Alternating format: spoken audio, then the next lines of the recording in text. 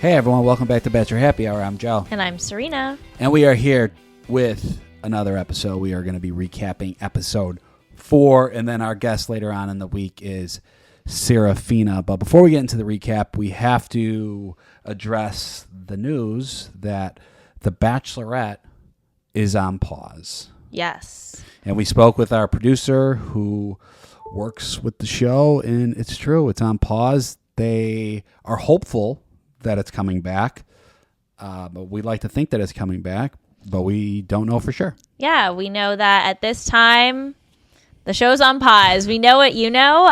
It does kind of feel like what happened with Paradise last year, where they took the year off, it didn't air, they didn't film, and this year they're picking back up, and we're going to have a 2025 season, and I think there's an additional level of excitement around Paradise this year because there was that gap year. And we know that Jen's finale was kind of a dumpster fire. There was a lot of things going on with that season, you know, both during airing and for months after. So maybe a little pause and a refresh is going to be a good thing. Yeah, I mean, that's the sugar-coated way to say it. I disagree with you. I don't like that it's on pause. And I like watching this show, looking for who's going to end up with the lead and who is going to be our next lead. So I find that to be disappointing. Personally, I think it's a bummer, like all around. It'll be interesting watching the show, not really speculating. I mean, if the show comes back, who's to say that one of these girls couldn't still one day be the Bachelorette, but the odds are a lot lower. Yeah, and the difference with pausing Paradise is you add a lot more players to the game by pausing it because you add more seasons. Mm-hmm. You're not doing that with right. Like with Paradise, there's just a bigger contestant pool to choose from when casting if you take a pause. Yeah. But I think that maybe just additional time is needed, whether it be to cast new men, to cast a new lead. It definitely feels like a somber topic talking about this pause. I think it came as a shock to everyone. It definitely came as a shock to us.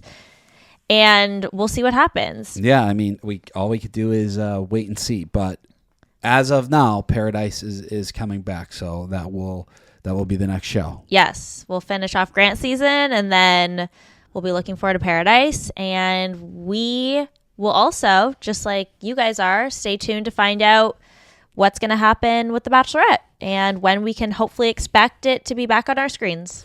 All right, let's get into episode 4. We are in Madrid, and we have 10 women left. It's going pretty quick. I know. It's going really quick. So how do you feel about Madrid? I mean, I love Madrid as a city. I've been there twice. Been pickpocketed there once, but I did catch the guy, so that's good. Thank God, because he had my phone in his hand. Yeah, that was intense. It seems like these guys had a way more relaxing first day in Madrid than we did. Specifically, Dina, who got the one-on-one date. Yes, Dina gets the first one-on-one date. The girls all meet Grant the girls are having sangria. Grant sits down as Dina for the date. I like the show going to Spain. I feel like Spain's like the most romantic city in Europe. Really? You're Italian. You don't feel like it's Italy? I actually no. I kind of think to me, Spain is just a little more. I guess it depends where you are, but like if you compare the bigger cities like Florence and Rome to Barcelona and Madrid, I actually do find those cities to be a little more romantic. Okay, well, love that for you. So Grant sits down. All the girls are having sangria, very romantic. He asked Dina on the one-on-one date, which they did have a connection when they went on the group date with the 3 women. Mm-hmm. I was a little shocked to see her get the first date in Spain, but it's also I think it's a very important date to get. The week 4 one-on-one, I feel like, is important. It's like the first week they're traveling. the relationships are really starting to develop. And if you're someone that has started to get momentum going, like this can be a perfect time to take your relationship to the next level.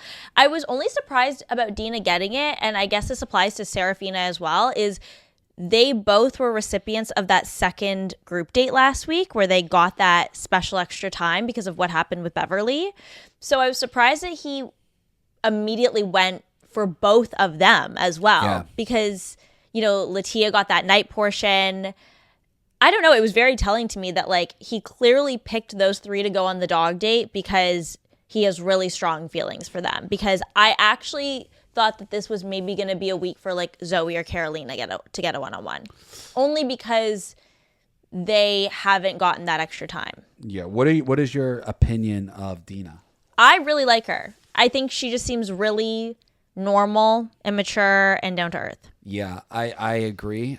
I think those the people that are very normal and mature and have their shit together don't always make for the most entertaining television, because it's reality TV, and the people that are a little more eccentric tend to be the ones that get a little more screen time and the ones that actually are making more television. But for a life partner, I think like Dina checks the box. Yes, I agree. And she kind of touches on her personality, which is that she has been called a bit of an ice queen. She was kind of raised with this understanding of like feelings make you weak. I like what she said though. She said the right man will make you feel safe enough to get those feelings out of you. But she's obviously not someone that is openly expressive about her emotions or like emotes outward very easily. She definitely has like a drier personality. And you know what's the fastest way to get that out of her? Playing soccer with a bunch of little kids. Yeah, it was so random. Let's show Dina's softer side. But no, I listen, I don't judge anyone for basically anything, but like for being someone that like doesn't want to show her feelings, and especially doesn't really want to show them on reality TV. Like I get it. Like I was that person. Yeah, it's very relatable. She's from Chicago. She's one of 11. Yeah, whoa, big family. She's big, an big attorney, family. so that's not like that's a tough road. I'm assuming it's even tougher for a woman. Do you remember what you said the first night I came over here?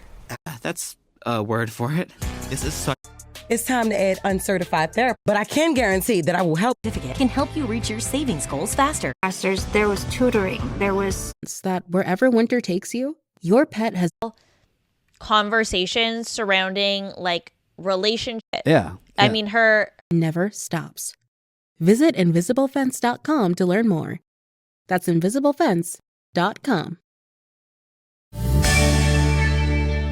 So if she's a little bit of an ice queen, like I get it. Yeah. I mean, her explaining her history definitely gives more insight into her and her personality.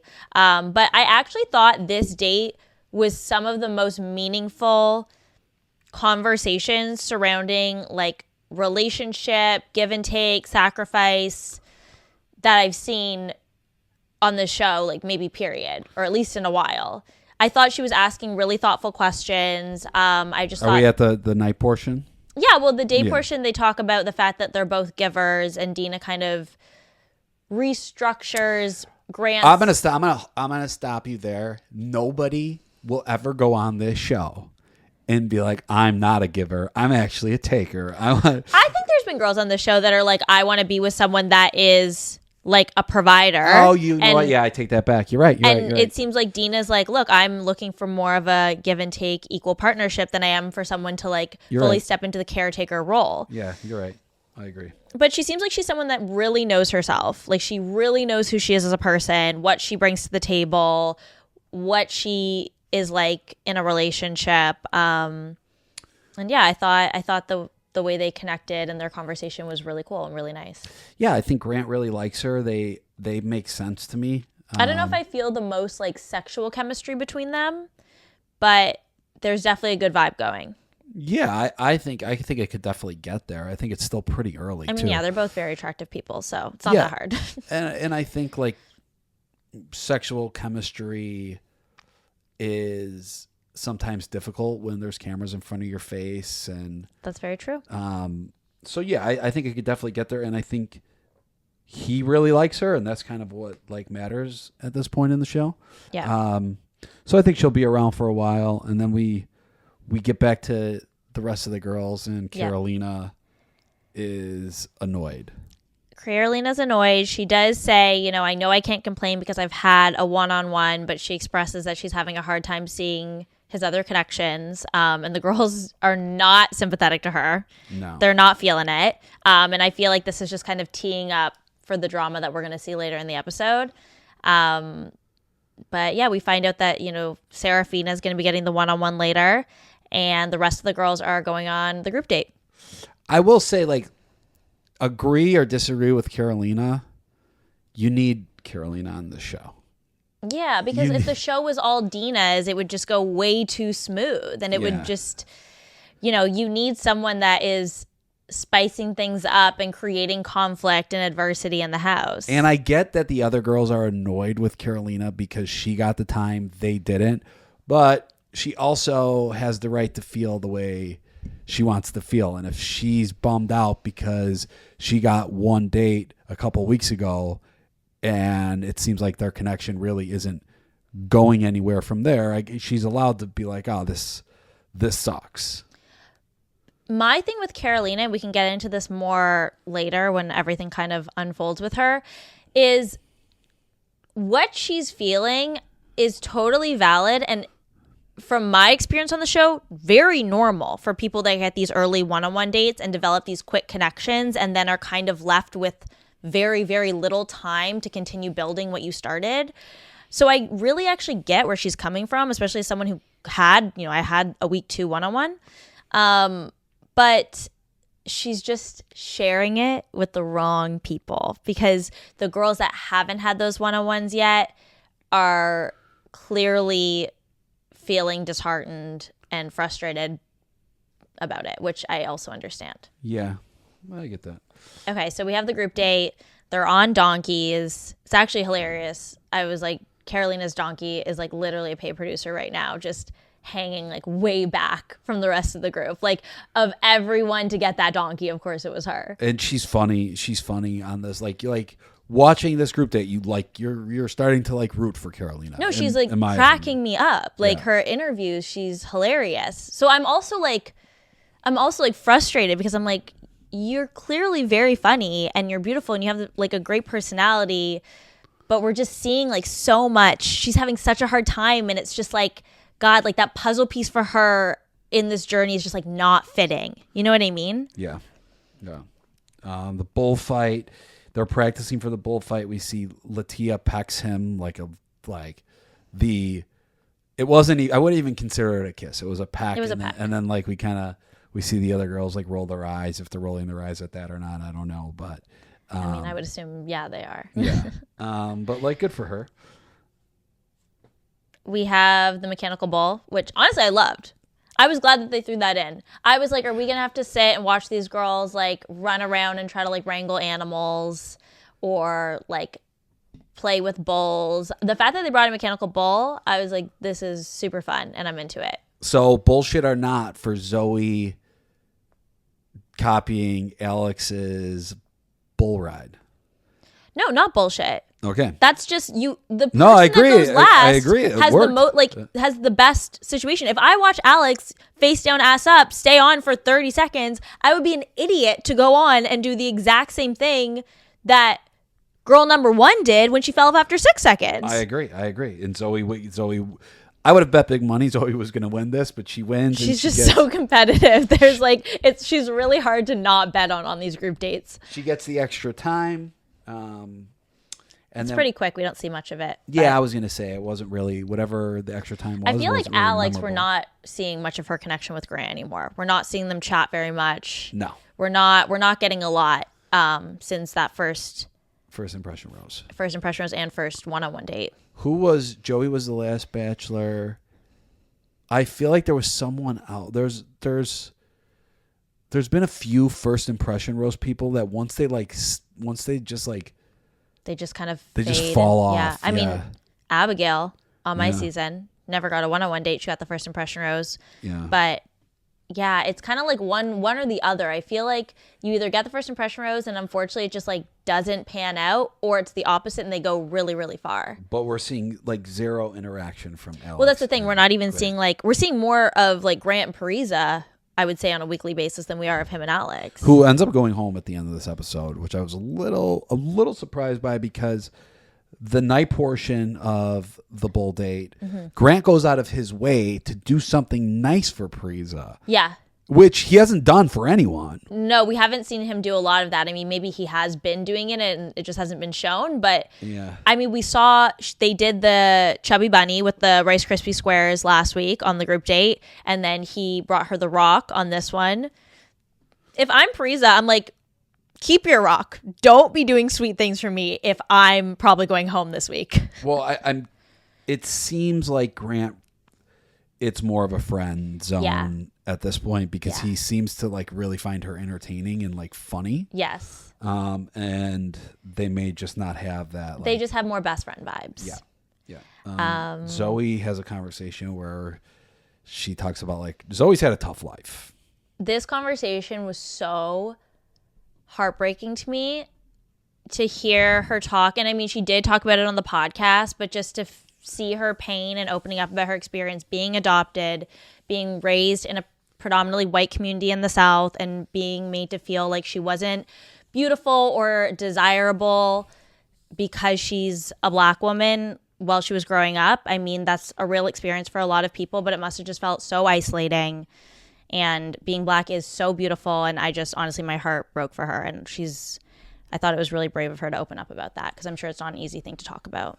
Yeah, and Grant also, like, he could relate, and he seems to really like Zoe, which is good, which is all Zoe needs. You know what? Also, Zoe in the last week or two has pulled herself out of the drama. She was doing a lot. She was doing a lot right up front that she didn't necessarily need to be doing, and she's taken a step back. Zoe's doing it good for a competitive person, for a very competitive person. Zoe's doing a good job. Yes, of like kind of holding back that like. Yeah. Probably, I'm sure she still feels the urge to like be doing more, frankly, because she's so competitive. Yeah, and I could see like she's doing a good job, Zoe. Yeah, she seems to be like on at least like okay terms with the girls now. Yeah, because if you watch the I want this for her, you know? If you watch the first 2 episodes, I would say most people would be under the impression that Zoe is locked in on the drama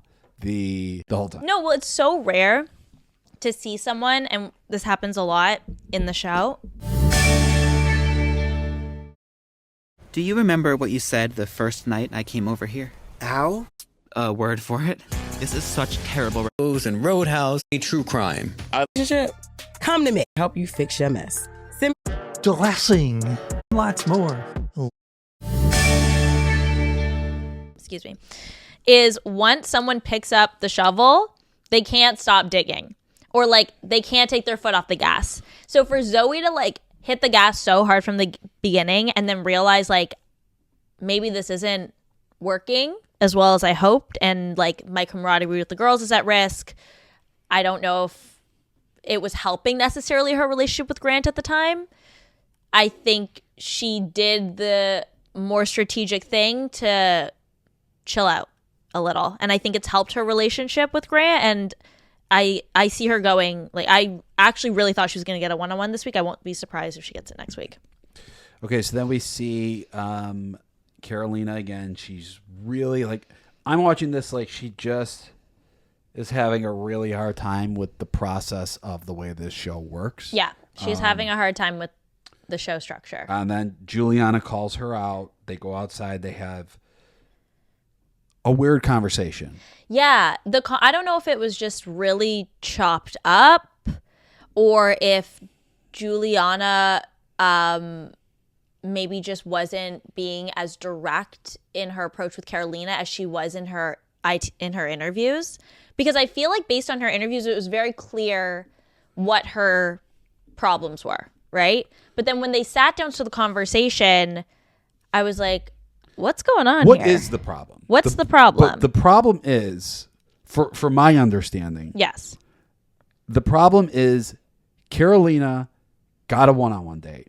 Since the one-on-one date, she has kind of been negative and somewhat complaining about the fact that she hasn't spent enough time with Grant. But the other girls in the house are like, we didn't even get a one-on-one time, so we don't want to hear you. That's the argument, right? 100%. That's what the problem argument. is? Yes, Okay. that is the problem from my understanding as well. Okay. And Juliana basically just feels unsettled by her comments. We see Latia and Rose both say that she's been really, really negative when everyone else is trying to be positive. And yeah, it's just, I think what Juliana was hoping to gain from the conversation was just Carolina to have a little bit more understanding of how her words and comments are impacting the rest of the group's energy, and also they're trying to be positive. And when Carolina, someone who's had a one-on-one date, is being so vocal about her concerns and, you know, it sounds like she's being very negative, it's hard for them to receive that and support her and feel sympathy for her when they haven't had these one-on-one dates. I just don't know if the communication between the two of them ever really landed. It just felt like they were kind of on two different pages during the conversation. It also felt like Carolina was pretty defensive and Juliana wasn't being totally clear with like, hey, this is the problem. This is like the solution I'm hoping we can come to. It kind of felt like more of like she was trying to bring awareness to something, and Carolina was like, well, what's your question? I don't know. I'm kind of just like recapping the conversation now in a terrible way. Okay. So, yeah, the conversation just didn't really go well for either of them. It was just a weird conversation. Yeah. Grant walks in. This is pretty funny because it's awkward. Oh my gosh, this was like the worst time to send him in. Yeah. They're like in the middle of all fighting. The temperature in the room is very negative, and Carolina's crying. Grant kind of picks up on it. Are you okay? And then he's like, okay, I have to stop and now check on Carolina. Now the other girls are like, here we go again. Well, yeah, like he has to. Like he walked in. Like I get they're annoyed because she's gotten a lot of special time from Grant, but also like he's sitting there and she's sobbing in the corner. Like he has to pull her aside. It would be so awkward if he just moved on and pretended he didn't see her sobbing. Yeah. So they have a conversation, and then Grant's just kind of, you could tell he's like in his head, hold the rose. And yeah, that was the right move. It like, was who are you going to give the rose to at this point? You don't even know what's going on. I think it was a fun group date. Unfortunately, it just really didn't end well. But that, you know, that happens. And then we go to the Serafina one-on-one date, which I really like Serafina. I think she's great. I think they're really good together. Bungee jumping in the rain. She seemed to be more down than he was. Yeah, he was literally freaking out. He was like signing a death. He was being really funny though. Death certificate. Yeah, I mean, I wouldn't have wanted to do that. It seemed horrible. I wouldn't want to do that either. And honestly, if you were the lead and I was on that date with you, I'd be like, I won't think less of you if you tell production that we're gonna pass on this activity. If anything, I'm gonna be really happy because I don't want to jump off this bridge. Yeah. But I do think situations in dates that are a little more high stakes, like bring two people closer together, which I do feel like I saw that with them. He seemed to be very comfortable with her. Yeah, well, she was bringing a lot of positive energy to the date too. And then we, jumping to like the night portion, which like personally, I think people are going to really like Serafina, especially after this when, she was like, he's like, yeah, well, when I kiss you, she's like, oh, that's just because my mom's watching. Yeah, I thought that was a good moment. She's like, it's not that deep. I just don't want my mom to see me kissing you. Yeah. And he was like laughing, and I think I like them both together. Like I think she's going pretty far. Yeah, she said that she's falling in love with him. He said he could see himself falling in love with her, and we're gonna talk to her more about it in our interview with her this week. Yeah, out of the two that had dates, who do you think has a stronger connection? Serafina or? That's hard. I actually feel like they're kind of tied for me right now. I feel like they're actually on the same level. Who do you think? I think Serafina. Yeah? Yeah. But I don't know. I don't know. I don't know. I think I'll go Dina just to play devil's advocate, and I actually think that their connection's a little bit underrated right now. Yeah. Okay, so then let's just go back to the house. Cocktail party. Juliana and Grant have a convo. Here, Juliana really expresses how she feels much more. Yes, she comes out very clear and concise. I don't Yeah. know if she was just much less nervous than in her conversation with Carolina, but she articulated herself very well. Yeah. She basically says coming back from the one-on-one, Carolina was ungrateful, had nothing but negative things to say about the date. And to me, Carolina's behavior kind of seems like it's starting to come across like it's maybe a protective measure. Like she went on this date, she had a great connection, she really liked him, and she had his undivided attention and opened up about her experience with epilepsy and all these things. And now she's kind of watching him give his time to all these other women, and maybe it's creating some insecurities. And instead of, I would say she's expressing that she's having a hard time, and she does definitely go into it, but I feel like maybe her negativity and her criticism and concerns about this process come for her just being like, I really like this guy and I'm feeling scared that I'm going to get hurt. Well, it's unfortunate because then her and Grant have a conversation and he seems to now be a little annoyed. And it just, for Carolina, this is, unless she's going to do something to turn it around, it really just seems like it's kind of the beginning to the end. Yeah, a little bit, because Grant basically says, like, it hurts to hear that you're going to the other women and saying all these negative things about our time together. And it's totally valid that she has concerns at this point, which I agree with. I mean, it's a short process. It's very fast. It's normal to, have some doubts and concerns. But I think he's 100% right by saying you should be coming to me and we should be working through those things together versus because to him it probably just sounds like she's talking shit about him constantly in the house. Yeah. Right? Yeah, definitely. And then we see Rose send herself home. Before she sends herself home, she kind of has a little argument with Carolina where she says, like, you backstab me, which I don't know. Like, I like Rose, but I think it was probably the right decision for her to leave. I don't really see the backstabbing aspect of it, only because, like, she said, while you were dancing with him, Carolina, he was thinking of me. That information is kind of like, that is going to be hard for her to keep that to herself. Yeah. Like, that's just, because she's going to want to call the guy out that she's dating to be like, hey, you were thinking of her when I was dancing with you? And then you also went and told her about it, kind of thing, which is, I don't know. Like, I think Rose obviously felt like they were having a private conversation and that everything that was said would remain between the two of them. But that piece of information, I can totally understand why Carolina's like, I have to confront him about this because it's going to weigh on me. And I want to get to the bottom of if he said this to you. And if he did, I don't know if I want to be with this person. Yeah, I think Rose she was in a hard position. I just think Rose made a mistake and just said too much. Like, she just shouldn't have shared that. That was the one thing. I feel bad for her because it's like she obviously slipped up. She said something she shouldn't, but unfortunately that has resulted in kind of like it unraveled, and it's going to basically end her time on the show. And I think Grant really liked Rose, and I think if Rose never had that conversation with Carolina, I would bet that she would still be here. Yeah, no, I think so too. So that's unfortunate. It is unfortunate. So she goes home.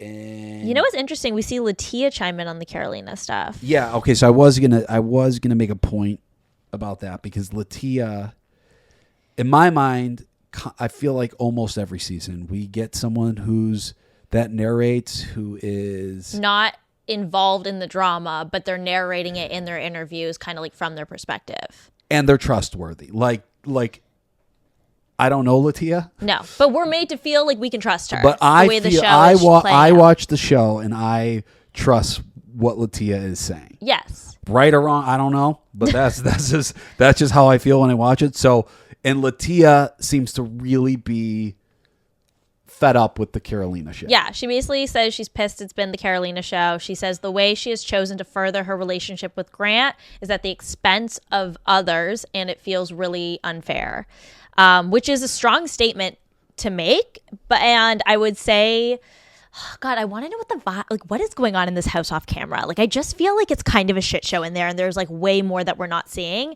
And I feel that more this season than I usually do. Well, maybe when they take a break from doing The Bachelorette, they will realize they need to start filming more shit that goes on in the house. Yeah, like And get me showcase some wall camera footage. Like get me some behind the scenes. Like I just feel like we're seeing a lot, but these women are really fed up with Carolina, and you can tell. And they're being vocal about it amongst themselves and to Grant. To the point where now I'm starting to feel a little bad for Carolina because I don't know what's really going on, because it's like she said, like I'm allowed to feel the way I feel. Totally. But my advice to her would be pull someone that's been on a one-on-one date that's maybe able to share your feelings and relate to what you're going through, because they've also been in your shoes, like find the other girls that have had a lot of time, so you're not venting to the girls who are desiring what you have, or like go find a producer, go vent to a producer. I just think she's not picking the right moments, and I think she's a really emotional person and a very expressive person, and it's unfortunately hindering her relationships in the house. She did have a really nice moment with Dina, where Dina basically just said, like, kind of summed up what it seems like Carolina's been feeling and really connected with her. But then we see in the teaser, Dina and Carolina are going at it. So, like, Dina, who's extending a helping hand to Carolina in this episode, by next week seems like she's fed up with her too. Well, we'll see. We will see. I don't know. And then, Parisa, who is very likable, and Natalie, who comes across like very sweet, like you feel bad when she goes home. Yeah. They both go home, but it's like that time in the show where, the most of the people that are going home you have grown to like. And at the end of the day, for. I feel bad for both of them, but I don't think, as much as I was maybe a little surprised, I don't think I would have been predicting I would see either of those two in the final four, based on what we've seen from the show so far. So, sad to see them go, but we're flying through the season. There's only so much time. Yeah. Okay. That is it with the recap. Thank you guys so much for tuning in to Bachelor Happy Hour. We'll be back every week, so make sure you download and subscribe. Thanks for listening. Bye.